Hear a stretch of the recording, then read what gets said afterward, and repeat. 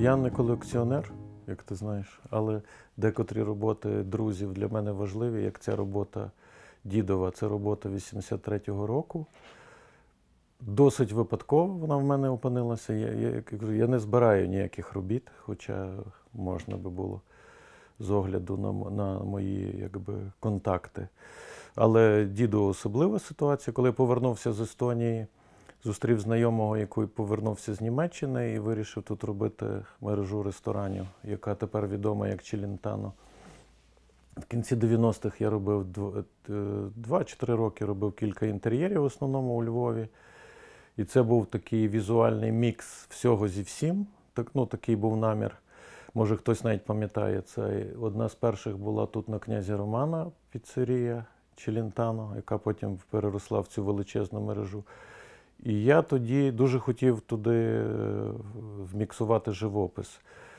І тоді в діда запитався, що є зі старих робіт, і виявилось, що роботи 80-х років є.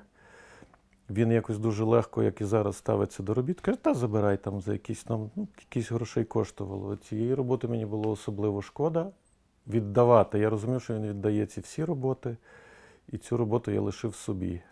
І дуже з цього тішуся. Чим далі минає час, тим більше тішуся, тому що, мені здається, робота рідкісна. До речі, з першого Челентано на це він недавно собі роботу повернув. Там закрили, там вже нема Челентано, закрили цей ресторан.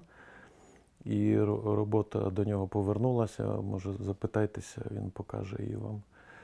А ця робота, крім того, нагадує мені його навчання в Сєльського і спілкування з Романом Сєльським, з Маргіт Райх, тобто з Маргіт Сєльською.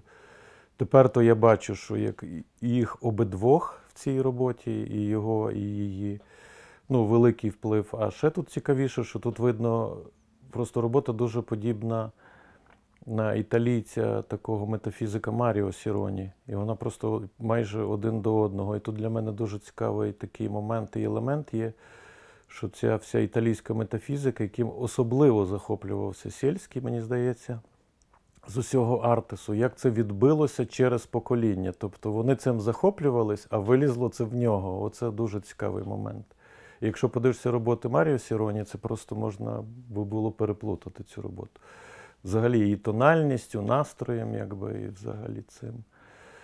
Так що, і я тобі скажу, що познайомились ми з дідом в 85-му, і напевно цього року він отримав майстерню. І, напевно, вперше від діда я почув про навчання Сєльських в Парижі і про те, що вони навчалися в Ліже. Я на той час студентом вже був, знав, хто такий Фернан Ліже, але для мене було трішки відкриттям.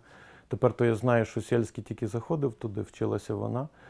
Але все одно я довідався, Фернан Ліже тут, це якось, це було такі імена, які несуть енергію просто якусь певну. Від нього ж я довідався про Романа Інгардена тоді, бо мама діда встигла ходити ще до нього на семінари в університеті, вона вчилася на германістиці. І це були певні імена, які, я кажу, можна щось знати про цих людей, але вони несуть певну енергію. Так само він же тоді підчитував Хайдеггера. Я тобі покажу книжечку, я знайшов, потім зі мною ділився цим. Це Бергсон, Хайдеггер, хто там ще. Одним словом, ці такі імена, кажу, це більше енергетичні якісь справи. І це таке місце займає ця робота і діду взагалі. Ми познайомилися, як кажу, в 85-му, я був студентом, а діду, тобто Андрій Сагайдаковський і Сергій Братковський, вони працювали тоді в політесі, в бюро естетики. Ти знаєш, де є кампус на колишній вулиці Миру, тобто всі ці корпуса політехніки. Це, в принципі, під час навчання це досить така за парканом замкнута територія, замкнена. Зараз менше, ніж тоді була, тому що, наприклад, була велика перерва і був так званий комбінат харчування, звучить жахливо, насправді внизу була кав'ярня, і під кав'ярнею збиралося дуже багато людей. І це треба було пройти від головного корпусу, від архітектури. Вони були помітними двома персонажами без все. Тобто я їх бачив там з першого курсу, я бачив двох тіпчиків, які сильно вирізнялися. Потім я вже знав, хто це. І в якийсь момент тепер Сяхо згадав, що нас, здається, послали як студентів на 2-му чи 3-му курсі їм щось там допомагати малювати. Бюро естетики малювало лозунги ленінські, там всякі оцю пропаганду. І ми тоді познайомились врешті. Потім виявилося, що вони якось бачили і мене в цій всій історії. Ну і я почав до них ходити. Якби. Бюро естетики було обклеєно фотографіями Французова, що візуально також дуже відрізнялося якби, від того, що на той час взагалі панувало.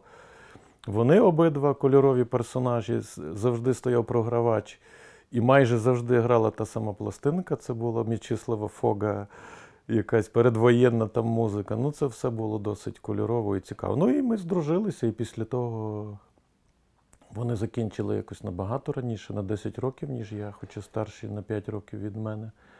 Ну і почалася тусня по майстернях. Вони тоді отримали майстерні, а це велика справа на той час. Тобто і де тусувати є, де розмовляти, де просто бухати. І це все було під Кайзервальдом, і це така у нас там створилася така, якби, комуна така. Ну, а кінець 80-х, це вже час якби перестройки. Це вся робота для них була дуже збоку. Вони займалися своїм обидва, і дідо, і Сяхо. З кінцем 80-х, може 87-й,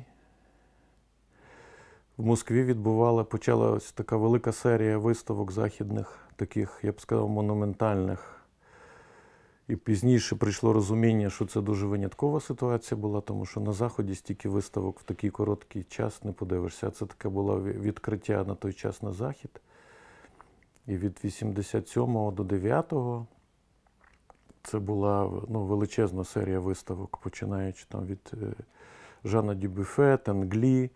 З дідом ми їздили на Френсіса Бейкона, яким він захоплювався тоді,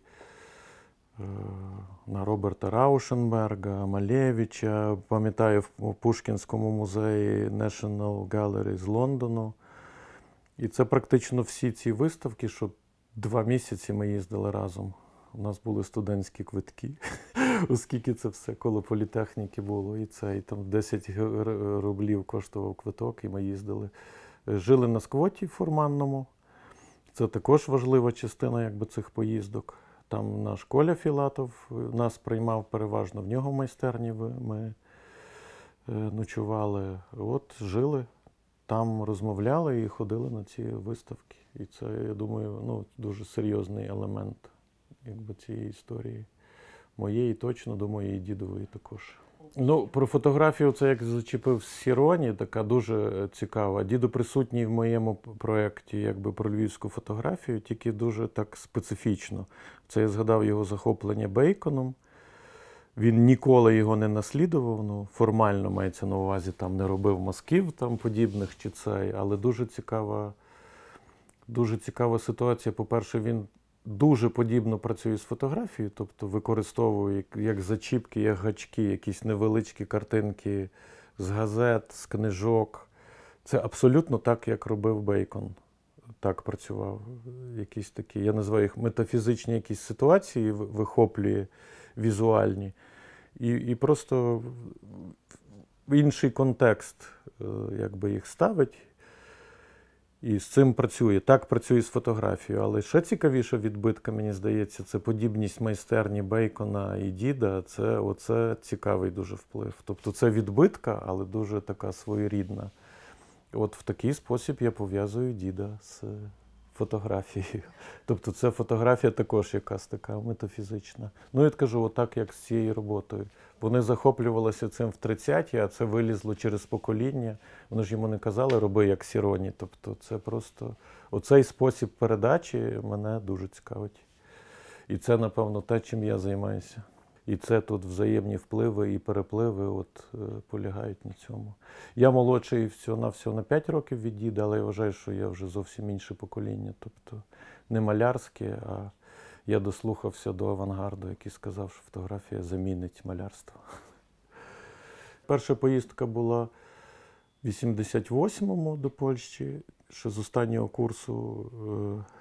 Така була організована поїздка, і могли не комсомольці їхати, а всі люди. Просто вписатися і їхати. Я був перший раз, тоді вже познайомився, знав, куди я їду і на які виставки хотів. Тоді було таке повторення виставки з 50-х «Арсенал» в Варшаві. І тоді я потрапив також перший раз в замок Уяздовський. Познайомився там. В 89-му я вже там ночував, хоча ще не було цих кімнат для гостей, там вже в куратора. І за якийсь час, вже в 91-му був Ярослав Козловський, якийсь час там головним куратором. Якось я показав роботи діда, мені дуже хотілося якось його кудись, ну, щоб його побачили інші. І ми домовилися, навіть перевезли туди роботи, якось той пообіцяв, що зробить йому виставку. Насправді все закінчилось його інсталяцією. Біля замку Уяздовського є так званий лабораторіум, будинок, окремий будинок. І в цьому будинку дідо зробив інсталяцію. Тоді ми приїхали разом, напевно, на початку лютого 92-го року. Це ще перед степами Європи. І дідо робив інсталяцію. А на степи Європи я приїжджав вже з Сталіна, просто приїхав і робив велику документацію. Тобто я не міг такого пропустити, я знав, що буде такий проєкт. І ще перша українська виставка за 70 років чи за 50. Ну, просто за кордоном, а тим більше в Варшаві. Та я сів, приїхав і тусували там 2 тижні. Багато не знімав матеріалу, напевно, з годин 10.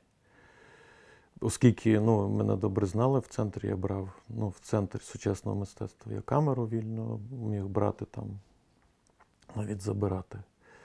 І на степах Європи ми обов'язково бачилися. Всі. Виходить, що його знають у Львові, але, в принципі, можна сказати, я не знаю, яке слово добрати, він, в принципі, не визнаний. А я вважаю, що це не тільки українського і львівського, але один з великих майстрів. І там на одній руці, напевно, я би перелічував сучасних українських художників, до яких він належить, а львівських тим більше. І дотепер навіть сучасніше історики мистецтв чи критики можуть написати альтернативне львівське мистецтво. І я не розумію, чому воно альтернативне, до чого воно альтернативне, до Савка, якби. Дотепер це так триває. Мені здається, львівський мейнстрім. Він, Ягода, Жигульська, той самий Коля Філатов, хоча він давно не львівський, і взагалі не львівський. Але це... так якось я завжди слідкував, так. І старався щось збирати, або підбирати там з кимось. Якби це все... просто я слідкував за цим. Пробував якусь для себе панораму робити, що відбувається.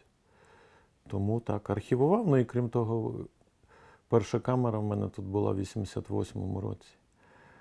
А потім я вже коли виїхав, я працював в Фінляндії в 90-му і трішки грошей заробив. І тут купив суперкамеру в 91-му році, здається, весною. Дуже рано була відеокамера в мене, і це також грало свою роль. І апарати завжди. Я слідкував, що знімає Братковський. Ці, що будуть в каталозі з кріслами, я просто своєчасно забрав негативи, просто сховав. А відеокамера була в мене у Львові з 88-го року. І тому це потім вже була наступна з початком 90-х. І я, крім своїх робіт, документував. Крім того, що просто робив відеоарт. То, що документував. Я просто пішов і знімав. Це якраз, здається, ця нова камера була. 91-й весною. В мене були гроші, а тоді, здається, було це. Гроші в мене були тоді. А це щось було з купонами, що вони знецінилися. І в комісійному я побачив СВХС камеру, на диво, Siemens. Siemens не займається таким. Компактну камеру, і я її купив за $400, вона коштувала 2500, напевно. Новеньку камеру. І я пішов знімати. І зняв те, що в мене під рукою, на хазяйстві, І зняв діда. Діду пізніше казав, ой, я тоді не розумію, для чого ти це взагалі все робиш? Оце все ставиш, щоб ми це таскали роботи, знімали. Це не був намір, що це буде для покоління, і через 30 років в Арсеналі ми покажемо цей фільм. Це просто, просто знімав. Мені здається, взагалі так робиться все правильне. Просто робиться, а не з метою чи там. Такого наміру, що я збираю архів, про це я ніколи не думав. Просто, роботи друзів сідали, щось я для себе фіксував. Не скажу, що це такий аж архів, що я щось там архівую, записую. Але, свідомо збирав так якісь речі, чи там знімав, чи часом фотографував якісь ситуації, чи, як кажу, всі там Братковського, ці негативи, що будуть фотографії в каталозі цієї інсталяції дідові. Тобто я розумів, що це якась межова, цікава, важлива справа. Тобто діду давно інсталяції в 90-ті робив, але це така річ, яку не дуже перевезеш, не дуже ще десь поставиш. Тобто я розумів, що це треба якось фіксувати. Ну, одним словом, робив це. Просто мені було цікаво вся ця ситуація, і порівнювати з іншими і так далі. Завжди мене дивувало, наскільки, особливо в кінці 90-х, коли я приїхав сюди, повернувся, чи початок 2000-х, що ці люди якби не існують в львівській історії мистецтв, ні там Копустянський, ні Філатов, ні Сагайдаковський, ні Французов. Тому з Бодією в Центрі міської історії ми почали, активно почали сканування, коли з'явилася ще й можливість, просто велика можливість сервера, можливість сканування взагалі. Тобто це все тримати. Ніколи я не мріяв бути краєзнавцем місцевим, якісь газетні вирізки в папки збирає. Тобто це не мета просто, і для чого це. Тобто ми це все почали зробити, і я не розумів цієї якоїсь такої несправедливості, чому про цих людей ніхто не знає взагалі. І ми почали цей архів створювати. Переоблік, перша версія називалась проєкту. Пізніше це переродилось в маяки і маяки. І якось поступово, в розумінні, яке середовище створилося там за 80-ті, 90-ті, я почав розуміти, що його неіснування пов'язано з неіснуванням міжвоєнного середовища, якби неприсутності цих людей, які тут, це було серйозний європейський центр фотографії, так само як сучасного мистецтва через групу «Артес» чи краківську групу, з якої більшість звідси походить.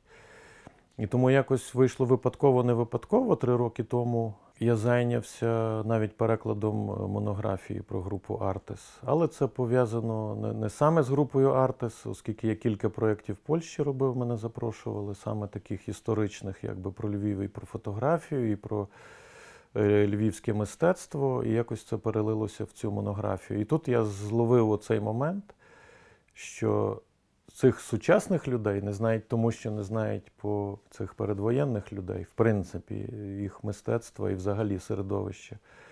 А діду один з небагатьох, хто напряму, якби через сільського, виходить з цього середовища, якби і ідейно, і саме от через зв'язок з сільським, із Звіринським, з Карлом Звіринським, це ж 2 головних вчителі його. Я про них довідався, в принципі, так, конкретно довідався також від діда і звернув якось на них увагу. Так що я не знаю, чи можна це називати архівом, але вже тепер, напевно, так. Але я не свідомо, я не творив ніякого архіву, чи якось цим не займався системно, а тепер мені прийшлося. Останні 5 років я цим багато дуже займаюся, тим більше, що мало хто цим займається взагалі, а Львовом конкретно. Тобто займаються, але як мені здається, недостатньо. Є ж люди, які якби не вписані також в тусовку, це стосується Сяха Братковського, а це його знимки, і через це якби він частина картини, якби Дідо і Сяхо це нерозривні для мене поняття. Але Братковський навіть виставлявся, і в Києві, здається, виставлявся. Потім були якісь, на початку 2000-х, якісь культурні герої України, він туди потрапив і був на цій виставці, але в принципі його не знають. А мали би знати. І через його фотографії, зараз в центрі сканований його архів, я не знаю, якось його представлять, цей архів. По-перше, в цьому є Сяхо, тобто Братковський, а по-друге, є така робота, це мистецтво, якому в нас взагалі не приділяють уваги, так званому ефемерному, нематеріальним об'єктам, їх же ж також якось треба фіксувати. Тут на мене спала майже кураторська роль, що я і мусив назвати цю роботу, і якось її взагалі оформити і представити. Це я їй дав назву, дідові так не називав, інсталяція в розвитку. Він підпалює меблі там, і мені здалося, що дуже важливо це показати. Якби. І як фотографію окремо, як її функцію документальну через Братковського, так і цю роботу діда. Але Братковський це дуже добре зробив, тому я думаю, що 2 самостійні роботи. Це не просто документація, а ще художня робота, яка включає художню роботу діда, ефемерну роботу. І як ти сама знаєш, це в нас з цим велика проблема, власне, от з такими роботами, які в історію мистецтва взагалі не входять.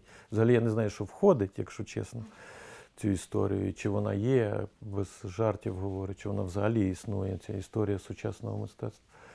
І ну, от таким чином ця робота діда, це на подвір'ї Дзигі, коли, здається, Дзигі ще не було галереї. Це як такої, це не було перекрите приміщення, це він там на подвір'ї зробив таку інсталяцію в розвитку. Я не фотограф.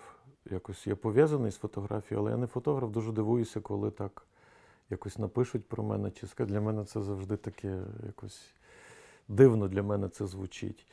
А ця історія там з Львівською школою, це в 2014 році. Мене от також, мені здається, не дуже правильно пов'язали саме з фотографією, попросили Collegium Polonicum, це частина Центральноєвропейського університету, так він називається, в Франкфурті на Одері, є на цій стороні, на польській, є Collegium Polonicum від цього університету. Чи не розказав би я про українську фотографію? Ну, така перша реакція, при чому тут взагалі я? Це по-перше. По-друге, я думаю, ну не існує ніякої української фотографії, що ніхто не зібрав цього в якийсь там наратив, і я не бачу цільного явища. Це моя, звичайно, думка, я на ній не цей. І я тоді запропонував, що я можу розказати про зв'язки львівського мистецтва з фотографією. І якби прийшлося навіть на кілька місяців в тему зайти, хоча я нею цікавився, звичайно. І від того часу якось почався такий досить великий проєкт. І до речі, от тоді я почав це з дідом дивитися, як він працює з фотографією, як з фотографією працює Володко Костирко, Гене Кравський, ще декілька. То це очевидно, що художники працюють з фотографією. І працюють не від сьогодні, а від камери обскури, що працюють. Але у Львові ситуація більш ніж цікава.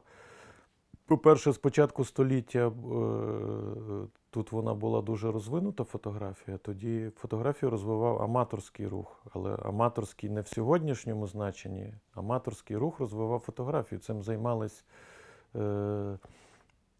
передусім шляхта аристократи, які могли дозволити собі на техніку, на виконання цієї фотографії, на цю техніку дорогу.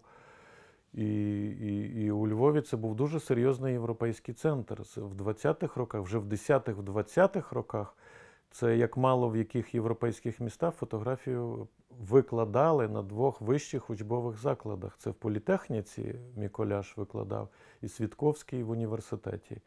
Тобто це ситуація унікальна. І це не технічне викладання фотографії, а технічне і художнє викладання. Міколяша дотепер пов'язують з аптекою, з пасажем Міколяша. Насправді це світового рівня художник. Я його називаю першим медіальним художником львівським через його роботи кольорові 10-го, 13-го, 14-го року. Він пов'язаний був з Віденським трифоліум. І від виставки тут 900-го року Віденського камера-клубу дуже серйозно цю справу тут розвинув. Від цього пішло потім і українське товариство у фото. Ну і от якби я почав про це все розповідати комусь і, звичайно, заліз в це сам, зрозумів свій зв'язок з цим всім і зрозумів, наскільки недооцінена вся ця школа. Тобто не то, що недооцінена, а просто невідома. Фотографія присутня якось в такому краєзнавчому розрізі. Коли говориш львівська фотографія, для абсолютної більшості людей це якісь давні види Львова. От в такому якомусь плані. А ця авангардна фотографія, фотоколаж, монтаж, яким займалася також Маргіт Сєльська, чи практично всі, крім, може, Сєльського, в Артесі в групі, з колажем, монтажем, це якби все не присутнє. А походить це все від школи Міколяша, якого я взагалі називаю Штігліцом, як Альфред Штігліц в Нью-Йорку. В принципі, те саме робив тут Міколяш, Хенрик Міколяш. Був сам пікторіалістом, а насправді ціле покоління авангардистів виховав, тому що це просто інший підхід до візуальності взагалі. Тобто ця візуальність просто якби не вивчена, цьому не приділяють зовсім уваги. Наскільки фотографія вже не камера обскура, а фотографія змінила і малярство, і все інше мистецтво. Тому цей проєкт мені видається дуже важливим. І оскільки ніхто цим не займається, цим займаюся я. І якби відчуваю себе певним продовженням цієї школи. Крім того, я згадав про політехніку, а з політехніки і Братковський, і Сагайдаковський – це все архітектори, так само, як я. І Французов, і Капустянський пов'язані, і, здається, і Коля навіть Філатов з цим. Тобто ціла купа народу якраз походить з тої самої школи. Тобто знов це передача якогось просто імпульсу, який там саме в цій школі якби зародився. Ну і не розкрита тема, крім Міколяша.